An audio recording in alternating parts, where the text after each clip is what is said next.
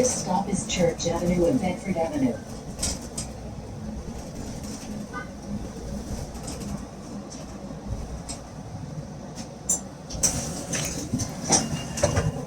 Okay, look at that. Yeah. So, as you can see, the guy wearing all black in the cane, standing up at the bus stop. All right.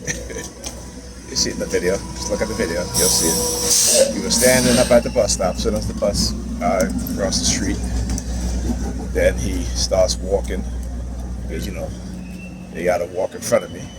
Alright, so when I talk about how they use color, psychological color warfare, alright, they'll use the color black.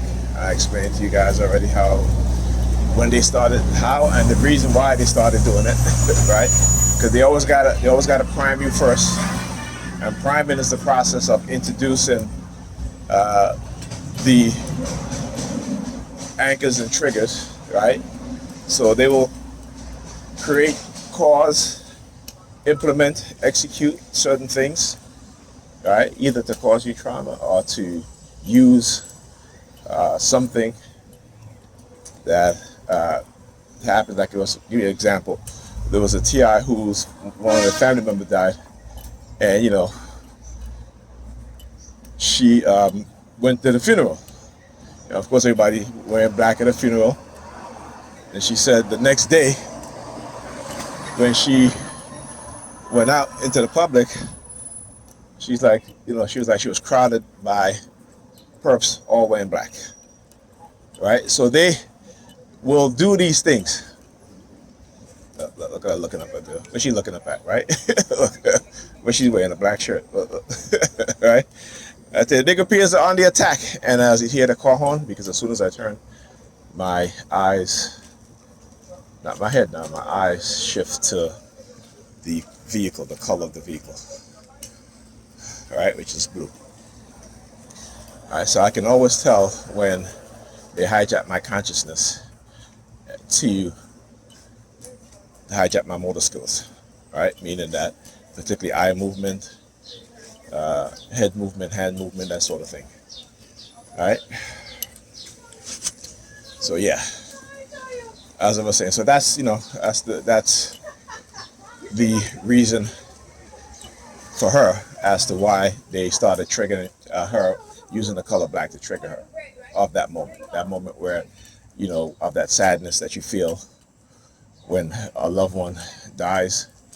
So they have weaponized, they learned, again, through dark NLP, weaponizing our emotions, weaponizing our traumas, weaponizing these things for their benefit, right, and for our detriment. All right, so when there's a reason why they use my nephew, and of course he was wearing all black too, right, because of the fact that, you know, basically trying to give him good advice, you know, and like I tell him all the time, I told my sister all the time, I said, he's 24 years old, right? He's, the way how he speaks to all the people is disrespectful. He has no respect, none. All right, but guess what? He was raised in a household with single women, single mothers. Okay? So when he says to me, you know, that single mothers, their children do the best, and I'm saying to myself, where is he getting that lie from? Who's telling him that lie? And it's the women. It's the women. They're telling their children lies, because what?